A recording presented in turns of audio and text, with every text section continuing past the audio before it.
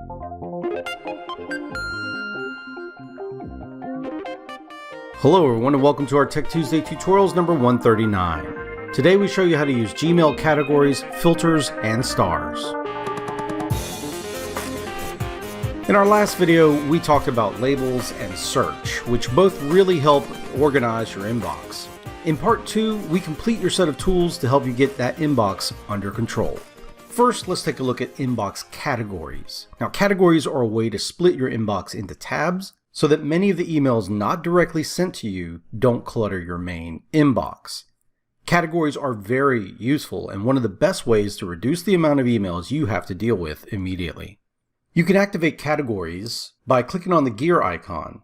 Then, under Inbox Type, click Customize under Default. Turn on the categories you want to use and it will now sort your inbox into those tabs automatically. If you want to make any corrections to an email, let's say something goes into one category, but you really want it going into your primary tab, you can just drag and drop the email and even make a choice as to whether or not you want to handle further emails from that source in the same way in the future. Categories are a great way to focus on what's important and to address the other things when you're ready. One tip I would give you is to go to the other tabs once a day or so, select All Unread by clicking the down arrow next to the selection square in the top left corner, then choose Unread. You can then scan the subject lines and uncheck the ones that you'd like to keep. Finally, you would delete the rest. This can be really useful for handling those ads, Facebook updates, or LinkedIn updates. The big benefit here is that you don't get all of this extra clutter in your main inbox, so you only focus on the important emails when you have to.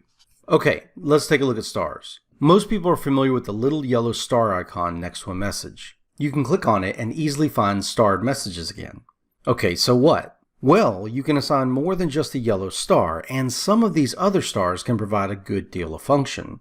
So go up to the Settings button at the top right, click See All Settings, then scroll down until you see a group of multicolored stars. With these, you can apply different meanings at a glance.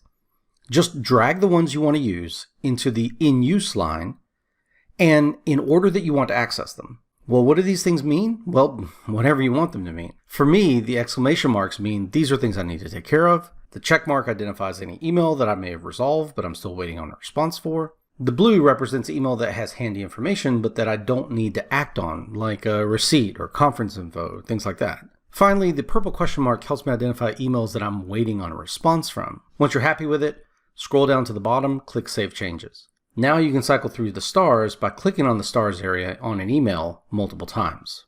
Okay, finally, let's take a look at filters.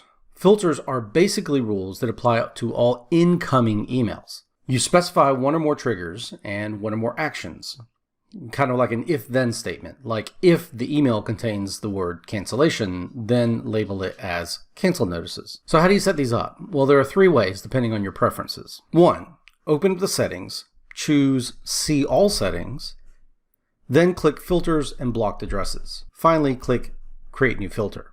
The other way you can do this is you can open up an email that matches the conditions and choose Filter Messages like this from the email pull-down. Finally, the easiest is probably just to click on the search box, click Advanced Search, and then you just fill out a search for emails that match the condition or conditions that you want, and click Create a Filter at the bottom. Some conditions you can set include the sender, the target, specific words in the subject or body of the email, or even whether the email has an attachment. After specifying the condition or conditions, you select Create a Filter, and you set the actions that you want to perform on the email. Some of the choices you have here are whether you skip the inbox or not. That's useful if you need to just keep the email, but you don't need to read it, kind of like for receipts. Marking it as read, which is useful if you're skipping the inbox. Starring it, or applying one or more labels. You can even create labels here on the fly. You can even mark it as important or place it into a specific category. For example, let's say I get these emails about canceled participants in a class. They're automated and I often don't need to read them, but I would like to find them easily and I don't want them in my inbox. I could create a filter with a condition for the subject that reads RE cancellation for, and then click Create Filter and set a filter that skips the inbox, marks it as read, and applies a new label for cancellations. I can even have it retroactively apply to previous messages by checking the box at the bottom.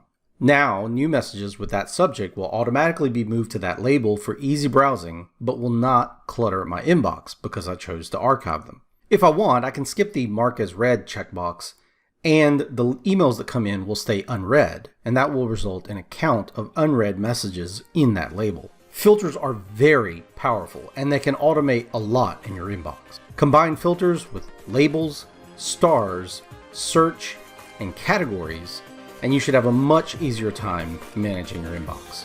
Okay, so I hope you all enjoyed this video, and I hope you found it useful. And if you did, go ahead and click that like button. Heck, why not support us and click that subscribe button? Click the bell icon to receive email notifications, leave a comment or an idea for a Tech Tuesday video below, and we'll share this video with your friends. We'll see you guys in the next video. Bye-bye.